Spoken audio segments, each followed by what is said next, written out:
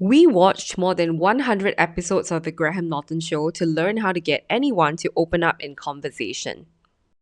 Everyone gets cheated on at some point. Yeah. Are you standing by this? Yeah. When people open up, you get to understand where they're coming from, what challenges they face, and knowing that, you might be able to avoid difficult conversations and misaligned expectations. So, why learn from Graham Norton? Well, firstly, he is one of the world's most beloved and successful chat show hosts. Every show, he faces a live audience, he doesn't have a formal script, and on his red couch is a mix of interesting personalities that range from different backgrounds, some actors, some comedians, some musicians, and somehow Graham always makes the conversation flow so easily. Using Graham Norton's 3 tips, you'll be able to build stronger relationships. And you might think that he has his job done for him because of celebrity publicists, talking points, and alcohol, but it's not what you think. So watch on to see what these 3 tips are, and for those who watch till the end, you'll get a bonus tip for usage in a very professional situation. Here at Scripting Live, we focus on things that hold people back and celebrate progress over perfection.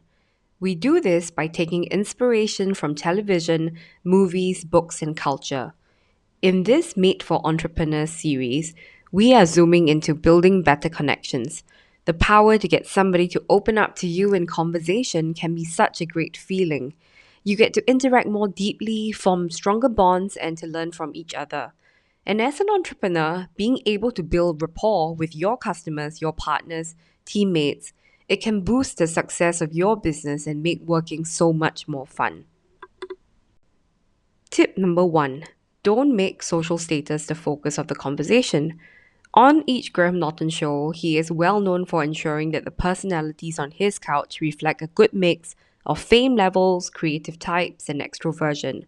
So, despite all the differences, in every show you can feel that each guest on the couch is equally valued. They are each invited to contribute to the conversation in a very organic way, and some of the more introverted types get so comfortable that it is so refreshing to see them, engaging in conversation with the other guests, making the whole chat show experience so much more fun.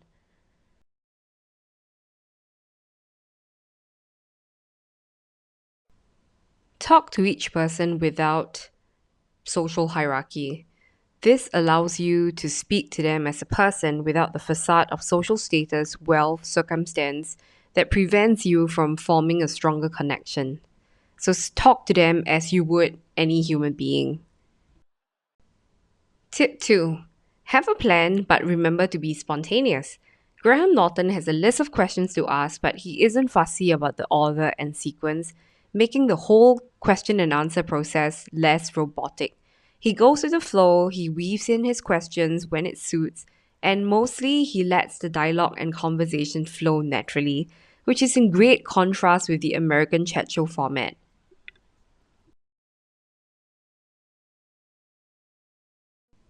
When you are spontaneous, the people that you're conversing with will be more comfortable, and when they are more comfortable, they'll be more inclined to share information and be more engaging with you.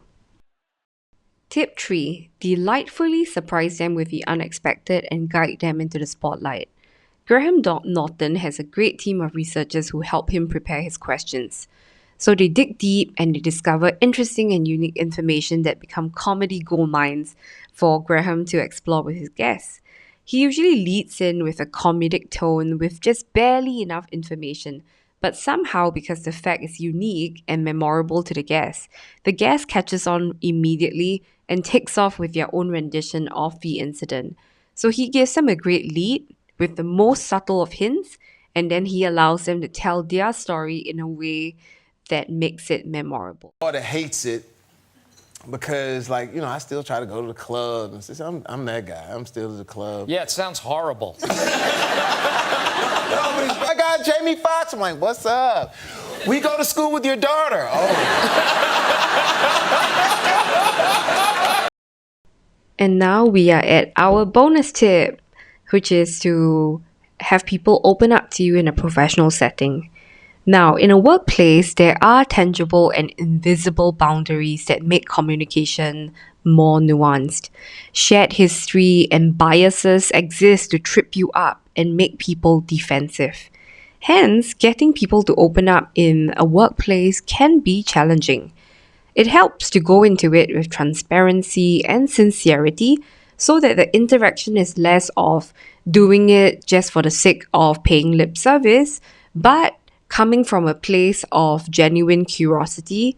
And when people sense your sincerity, they will be more inclined and open to share. Hope you've enjoyed this video. We'll continue to make videos about improving communications so that you can have better relationships with people around you. Thank you so much, and we hope you subscribe.